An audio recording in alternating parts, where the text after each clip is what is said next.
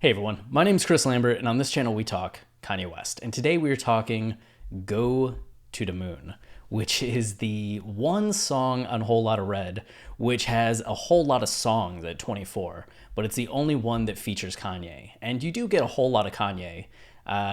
His verse is pretty long. Of the 1 minute and 59 seconds, he makes up 1 minute and 12 seconds.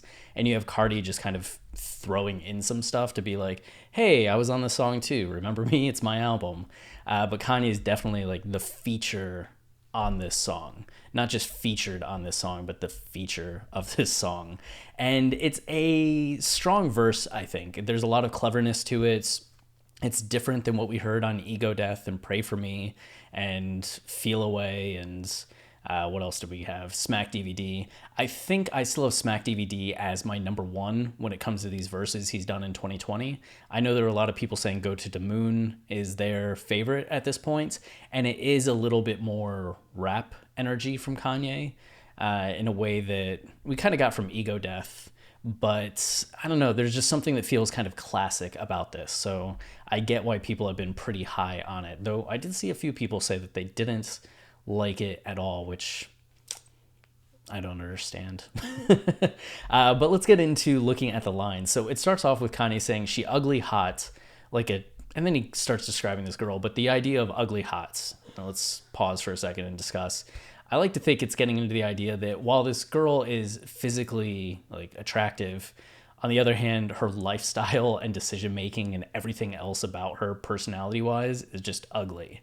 So that's what Kanye is getting into, of kind of that difference between the surface and the interior. So she's hot, but she's ugly, right? So she's a chick that calls you to borrow 500, then promise she gonna pay you back tomorrow. So she's using you for money, but then Kanye gets into this kind of extended scene with this girl. It's not that she's borrowing money from you.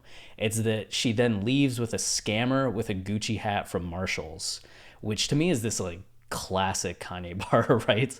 It's not only just getting into a micro narrative, but it's getting into this girl leaving with this guy who's a scammer, and you know he's a scammer because he has a Gucci hat from Marshall's.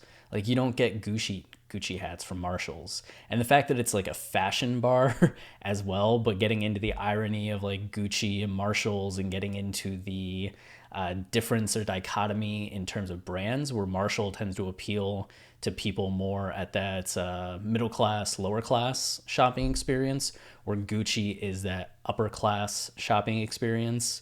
So somebody kind of trying to imitate the upper class when they don't have that kind of money just feels very classic in terms of Kanye talking about All Falls Down, New Slaves, all the bars he's had about how we try to show off through fashion and try to make ourselves feel better than where we are at in our lives through fashion. And this guy being a scammer is just kind of doing that, but he's also scamming others. I don't know, there's just like a whole lot that you can dive into with this line, not just in terms of Kanye's discography and comparing it to other lyrics in his discography, but just in terms of the implications and social implications of this. It's a great line.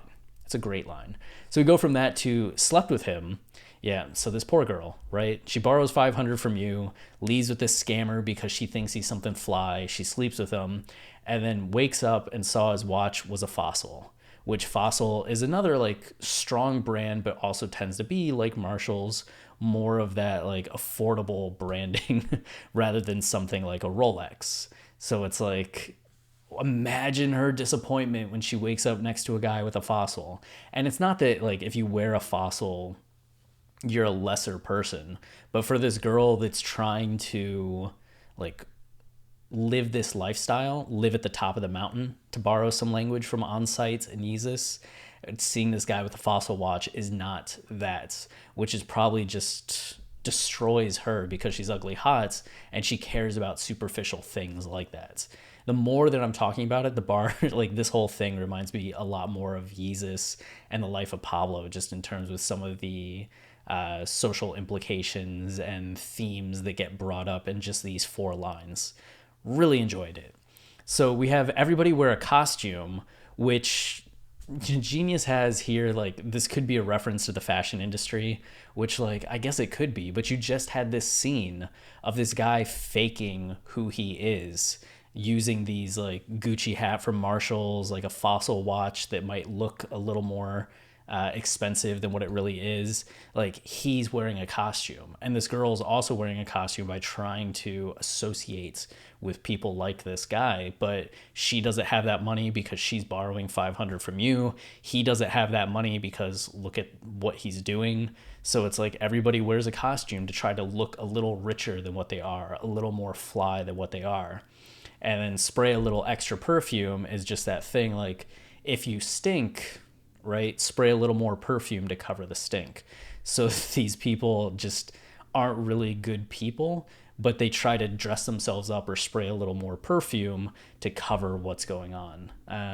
I guess you could take it that harshly, but you could also just look a little bit more sympathetic that all of us are spraying a little more perfume in our lives to make things appear a little better or pass the smell test, when really upon closer inspection they might not. So another line that has more depth and implications to it that you can really kind of sink your teeth into, especially if you're a vampire. So Yeezy's in the stock room. They were kind of shifting at this point. Yeezy's in the stock room. That's the name, make the stock boom. So just, yeah, if you're working with Yeezy, then it's going to do well for your stocks. If you're working with Kanye, your stock's going to rise, which probably is in reference not just to Adidas and the success Adidas has had partnering with Kanye, but also the success that Gap seems to have had with the clothing line not even dropping. Just in the aftermath of Kanye and Gap announcing the partnership between them, Gap stock increased to, I think it was like the highest in 2 years, something like that. But they've seen a lot of excitement as we get closer and closer to, I believe it's January or February, the Yeezy Gap collaboration should drop in stores. So we'll also be discussing that as we get closer to that and there's more information that comes out about it. So I promised, or hit the club with at least 10, you in a 500, that's a cheap Benz. So I guess like with at least 10 as in at least 10 G's, or at least with a girl that's a 10, or with 10 girls, or in a car that's a 10 speed or something, where he's saying you in a 500, like we got 10, you in a 500, 5, 10, there's something about like half of that's a cheap Benz. So you're driving something that's less than what I'm driving. Kanye's just kind of setting up this contrast between him and what other people have, is essentially what we should get out of this line, even if we might not parse out specifically what's being said. I promise Playboi, which kind of gets back to the Fossil watch and the Marshalls. So there's still this motif going on of having a little bit cheaper things than other people. I promised Playboi would get the tape out for The Weekend is Over, which, I mean, is he referring to the album as he's executive producing the album? Is he just referring to getting his verse down on the song?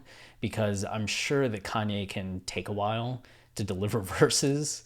And, you know, he's just kind of like, hey, can I get the verse? Can I get the verse? And he's like, I'll get it to you this weekend. I'll get it to you this weekend. But we do know that Kanye had kind of been on this. We were hearing snippets of it for a couple months now. So I don't know if there's something more to that, right? It's like in the moment, or if it was something that he had recorded, because there was the previous line of talking about a three-way with his wife, something like that, and that's clearly not in the verse at this point. So I don't know if that means that Kanye re-recorded the entire verse and that's what he's referring to. Like, this would have been where the line was and he just kind of subbed this in. Yeah, but it's at least a little self-referential, and the idea that Whole Lotta Red took 2 years to come out, and fans have been clamoring about it, especially over the last few months. There have been a heightened, like, where's the album? Like, you said it was going to drop, where's the album? So this could be in reference to just all that hype, but also speaks then to Kanye being aware of the hype, which would make this a more recent reference as well. But then too famous to sneak in, which I guess talking about hitting the club and everything you have in the club. Wolverine in a sheepskin, which is such a great line as well. That might be my favorite line on the album, because Kanye is such a Wolverine, right? He's not just a wolf in sheep's clothing. he's a Wolverine in a sheepskin. Like, he will mess things up. He has that next level energy. You can't contain him. And people think, about the comic book character Wolverine, who's a little intense. And Kanye could be talking about himself in that superhero way. We know that Kanye has superhero aspirations. He's called himself Steve Jobs mixed with Steve Austin in the past, which this song kind of reminds me of. So channeling the superhero Wolverine makes sense to a certain degree, but Wolverines as animals are also just like crazy things. You don't think about them as like deadly or violence, but they will mess people up. So maybe just a Wolverine in sheepskin, literally the animal, and how dangerous that can be. But I'd be going off the deep end. I'm just saying he can be intense. He can, go off his rocker, kind of go too far, take things to that next level. We here for a reason. Boy, we got more to do. Kanye has been saying this ever since his car crash, right? Wasn't it Never Let Me Down? Something early on, and he's like, must be here for a reason. Just the idea that if he survived the car crash, then God clearly wants him here. And that moment was something that made him feel justified in everything that he was doing going forward, because he knows he has a mission that's not finished. And he's talked about that a lot the last few years. It wasn't just on The College Dropout, but it's been for years and years. He's referred to like being here for a reason and having a mission and how that fuels him. So even though that crash happened way back in 2002, that's still an energy that here 18 years later is fueling Kanye and driving him in everything that he does. So we have that. And then you text just like, yo, and another transition, right? Yo, I'm like, yo, I've been avoiding you, which this is kind of a theme recently of Kanye talking about text messages.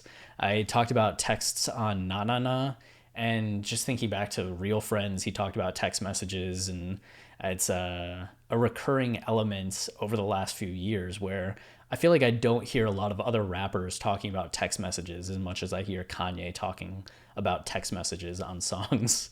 But another theme of these text message conversations is not liking who's texting him, not wanting them to text him, or him avoiding who's texting him. It's never just like, hey, thanks for the text. It's like, ugh, you.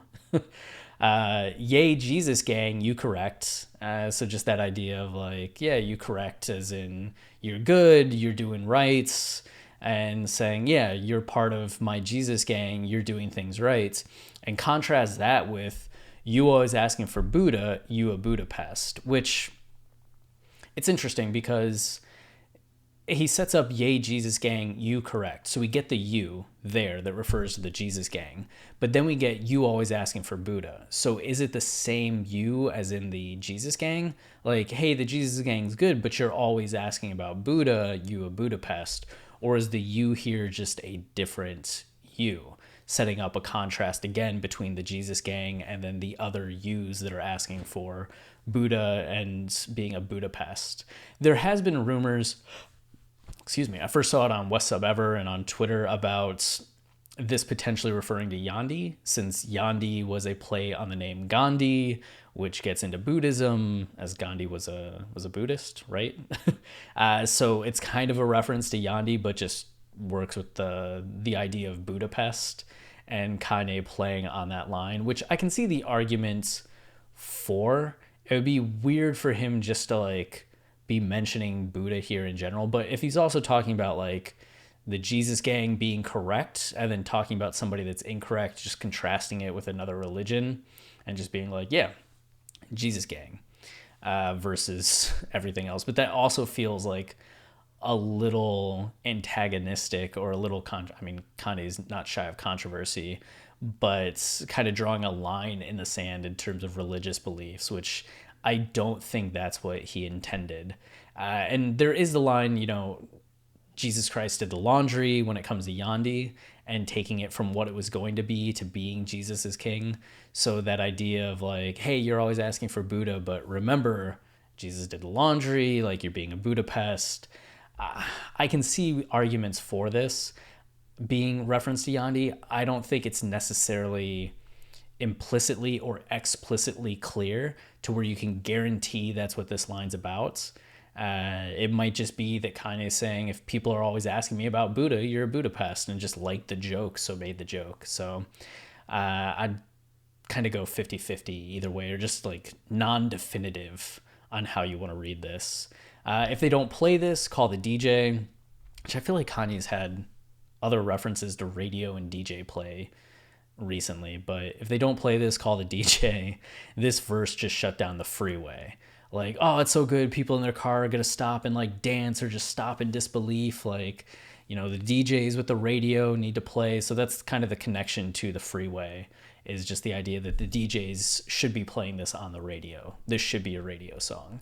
Will Carti release it as a single? Probably not, I would imagine. Born in the A, you can't impeach Ye. So Kanye, I think more so than maybe ever before, is getting into his roots in Atlanta. It's where he was born. He stayed 3 years, and then his parents got divorced, and his mom took him up to Chicago. And his dad, I think, ended up in Washington, D.C. But Kanye has been spending a lot of time in Atlanta this year, and just kind of acknowledging, I was born in Atlanta, and you can't impeach Ye, which Georgia's national thing is peaches. So there's something about the idea of, since I'm born in Atlanta, you can't impeach me. Like, you can't get rid of my connection to peaches. Like, just a play on that idea there, but also the presidential impeachments. If you go too far as a president, you can be impeached, much like Donald Trump, Bill Clinton, who's the other guy? Nixon. Or maybe he resigned first, I don't know. But you at least have Clinton and Trump that have been impeached. And Kanye just saying, like, because he was a presidential candidate, right, and still has presidential aspirations, he's kind of making that lone presidency relation line there. So, and then we close up with, the case so brief, don't bring your briefcase. And probably plays off on the impeachment. Like, there's a hearing, there's a case. It's very much like a trial for impeachment. And Kanye is just saying, like, you can't impeach me. Like, the case is so open and shut, and that you can't impeach me. Like, it's so brief, don't even bring your briefcase. And that's that, which kind of in some ways gets back to Kanye talking about how he can't be canceled, how everybody still loves him, which has been featured on a couple songs since 2018, right? Kanye's talked about it in interviews as well. He's just like, you know, I'm like family, I might go too far, but you can't like get rid of me, you still love me. Like, you can't cancel me, I can't be canceled. And it's kind of something like that. You can't impeach me, you can't get rid of me. Like, it's just how it is. And then you have Carti coming in with the bridge, which I think is way too long. It could have been like 3 what's, right? Rather than 7 what's. And then Carti says go to the moon for the first time, which is the only time the moon is referenced on the song, which kind of comes out of nowhere a little bit. And then he just has some kind of throwaway cliche lines. Yeah, if it sounds like I'm being a little down on Carti's lyricism here, it's because I don't feel like he tried that much on this song. Maybe it's in line with a theme that I haven't like parsed out on the album yet, and somebody can be like, well, if you compare this to track 1 and track 3, it's in line with this and it contrasts later, and you can justify this for me. But as of right now, it's just like, shorty, tell me what's up, got some drink in my cup, got my op in my blunt, guys try to keep up, in the car with my son, get killed by a pump. So he's now envisioning, I mean, I talked about wanting the lyrics to be a little darker and a little more murderous. So I guess the fact that like he has this vision of being in the car with his son and getting killed is pretty dark and murderous. I got a redhead, my vibe is tough, but it still kind of hits me out of nowhere given the scene. I done been through a lot. I done seen some stuff, everything dope. Shout out to the Bluff. So, I mean, this starts to get interesting here, but I feel like it's surrounded just by some basic, like, default cliche hip hop scenes or lyrics or lines that don't really add much to Carti and understanding Carti and understanding Carti's character on this album. But that's me being a little bit too me. I'm sure it's fine for others, but I just wish, given how strong and interesting Kanye's verse was, that Carti kind of came with some matching energy, or at least some more originality in this verse that could kind of play off of what Kanye was doing, or just add to the concept or song in general in a way that I found a little bit more meaningful. So, so the song ends up a little bit of a mixed bag. I think in the other songs that Kanye has featured on, even if I don't like, it's not that I don't like, I just think there's a little bit more of a disconnect between like Ty Dolla $ign's verse on Ego Death to Kanye's verse on Ego Death. But I still like what Ty Dolla $ign's doing. I still like his voice and his presentation. I think most of the other collaborations Kanye has had in 2020, the other artists held up on the song. It wasn't just Kanye dominating the song and being the lone bright lights. Like on Smack DVD and Pray For Me, I really, and Feel Away, I all really like what 2 Chainz and St. John is doing. But here, which there are other moments on Whole Lotta Red where Carti is great and fantastic. I just wish he had brought some of that to this verse. But I'll keep listening and then skipping once Kanye's done. But if you have thoughts on the verse, if you have any questions that you want to ask about any lyrics or any thoughts on the lyrics that I may have not had or shared, please leave a comment down below. And if you're enjoying this channel and you want to support us, the easiest way is to like, subscribe, comment, as those things tell YouTube this is a channel people engage with, and then they show it to more people. And that's it for now. Until next time, stay wavy and keep it loopy. Cheers.